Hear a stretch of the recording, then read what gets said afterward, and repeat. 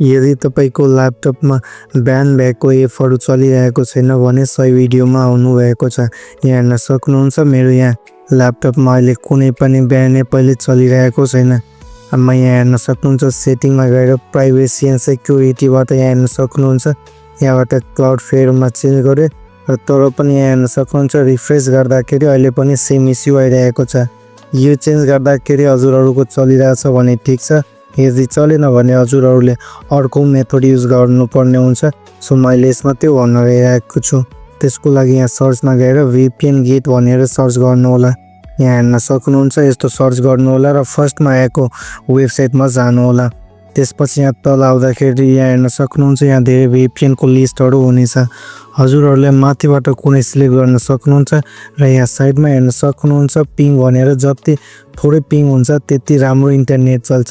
So माथिबाट हजुरहरुले कुनै एउटा सिलेक्ट गर्नु होला र त्यसको यहाँ हेर्न सक्नुहुन्छ यो एड्रेस यसलाई कपी गर्नु होला र कपी गरेपछि हजुरहरुले आफ्नो डिभाइसको सेटिङमा जानु होला र सेटिङमा गएपछि यहाँ हेर्न सक्नुहुन्छ नेटवर्क एन्ड इन्टरनेट भनेर यसमा जानु होला र सेकेन्डमा यहाँ हेर्न सक्नुहुन्छ VPN यसमा क्लिक गरेर एड VPN मा क्लिक गर्नु होला।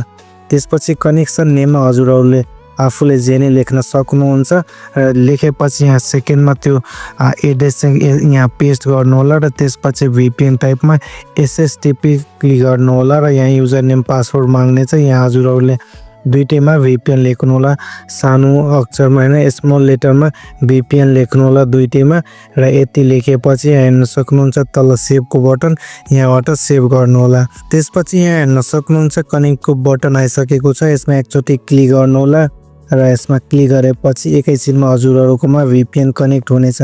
त्यसपछि म यहाँ हेर्न सक्नुहुन्छ म यहाँ गएर यहाँ रिफ्रेश गर्दाखेरि मेरो यहाँ हेर्न सक्नुहुन्छ फेसबुक खुलेको छ।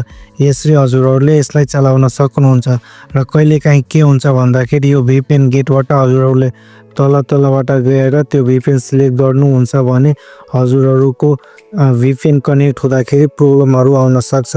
यदि त्यस्तो आइरहेछ भने हजुरहरुले अर्को ट्राई गर्नु होला, जुन चल्छ त्यो त्यसले चलाउनु होला। माथिको चाहिँ काम गर्छ, तलको कुनै बेला प्रब्लमहरु आउँछ। यहाँ हेर्न सक्नुहुन्छ म अहिले एउटा अझै गएर यहाँ हेर्न सक्नुहुन्छ डेमोको लागि म एउटा तलबाट यहाँ लिएको छु र यहाँ कनेक्ट गर्दाखेरि यहाँ हेर्न सक्नुहुन्छ यहाँ प्रब्लम आइसकेको छ। यहाँ कुड नट कनेक्ट भनेर केही यस्तै केही आउँछ। यहाँ हेर्न सक्नुहुन्छ मेरो यो कनेक्ट भएन, त्यही भएर माथिकोबाट कुनै सिलेक्ट गरेर हजुरहरुले चलाउन सक्नुहुन्छ र हजुरहरुले यसलाई बारम्बार त्यसरी गर्नु पर्दैन। हजुरहरुले जस्ट तल गएर यहाँ हेर्न सक्नुहुन्छ एउटा VPN को अप्सन आइसकेको हुन्छ। यहाँबाट हजुरहरुले अफ अन गरेर युज गर्न सक्नुहुन्छ। अफ गर्दाखेरि यहाँ हेर्न सक्नुहुन्छ मेरो फेसबुक खुलेको छैन भने फेरि अन गर्दाखेरि मेरो यो खुल्नेछ। सो यसरी नै हजुरहरुले ब्यान भएको एपहरुलाई युज गर्न सक्नुहुन्छ र यदि तपाईहरुले फोन र आइफोनमा कसरी युज गर्ने सिक्न चाहनुहुन्छ भने स्क्रिनमा देखाएको भिडियोमा क्लिक गर्न सक्नुहुन्छ